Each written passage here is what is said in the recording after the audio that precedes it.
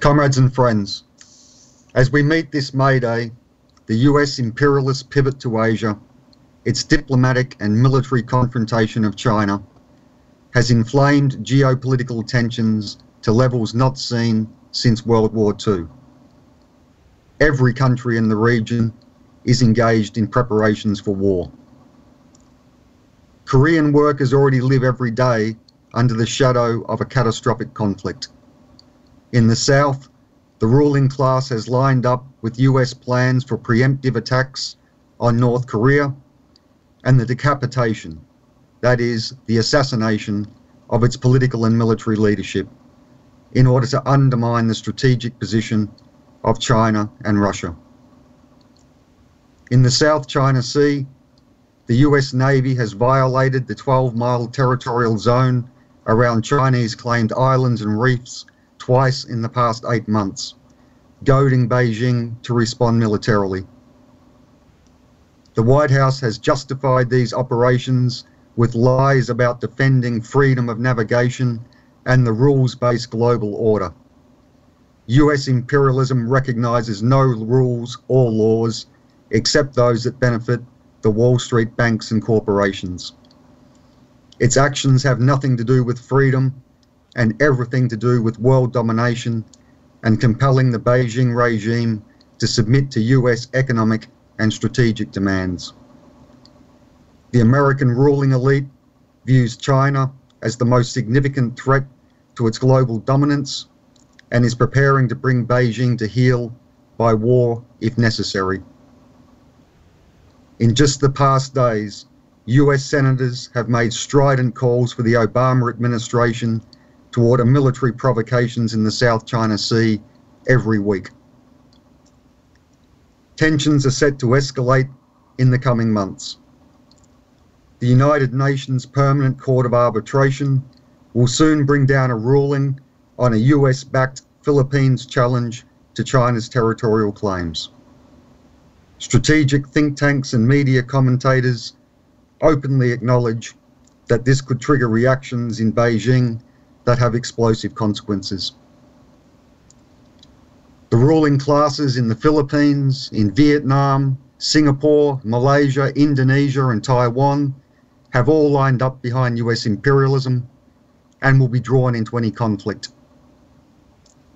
In pursuing its confrontation with China, however, the United States relies above all on its major imperialist allies in Asia, Japan and Australia. The nationalist government of Prime Minister Shinzo Abe has stoked conflict with China over disputed territory and enacted collective self-defense legislation that enables it to bypass the constitutional prohibition on waging war.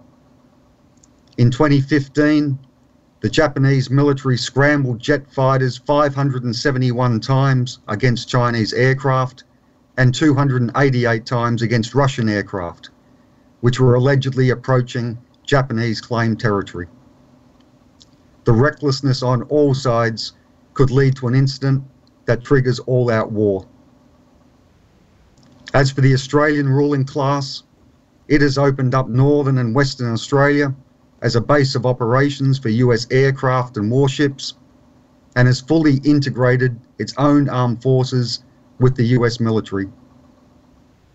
It is proceeding from mercenary calculations that its alliance with the United States still provides the best means of protecting its own imperialist interests in the South Pacific, Antarctica, and internationally. Likewise, New Zealand, a minor imperialist power, has cast aside its isolationist stance of the 1980s and aligned itself with Washington and Canberra. The ICFI and its sections fight for the mobilization of the working class against the imperialist drive to war against China. But we give no support to the Chinese Communist Party regime.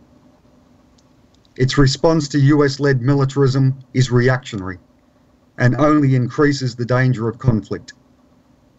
The Chinese regime does not represent the interests of the Chinese working class and oppressed, but the corrupt business oligarchy that developed as Mao and his political heirs restored capitalism in China from the 1970s. The Beijing regime presides over staggering social inequality and exploitation. It seeks to protect the Chinese capitalist elite with militarist actions of its own and by promoting anti-Japanese and anti-American nationalism and chauvinism.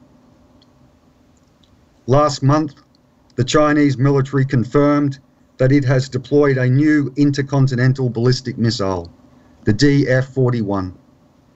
The rocket can carry 6 to 10 nuclear warheads and has a range of 12,000 kilometers, meaning it can reach virtually anywhere on the continental United States. The only purpose of such a weapon is to inflict a holocaust on millions of American civilians in the event of war, just as the sole purpose of the US nuclear arsenal is to destroy China, Russia, or any other rival and slaughter tens of millions of people. We give no credence to the bromides of pacifists and pseudo-left defenders of capitalism who claim that the existence of such weapons will pull American imperialism and the Chinese and Russian bourgeoisies back from the brink. The ruling class of every country must be disarmed.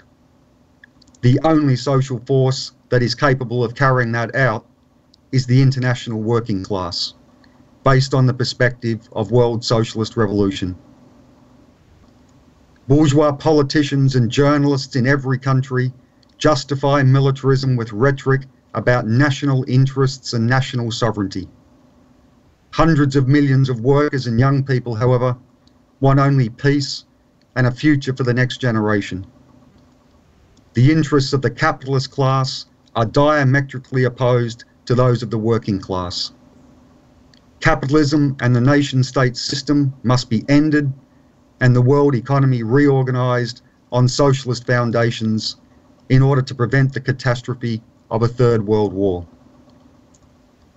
The Socialist Equality Party in Australia, along with the Socialist Equality Group in New Zealand, looks forward to working with workers and young people and political groups across the Asia Pacific, in China and Japan, in Korea, throughout Southeast Asia, and in the Pacific Island states, who agree with the historic fight to build an international anti-war movement on the socialist and international principles that have been elaborated by the International Committee of the Fourth International.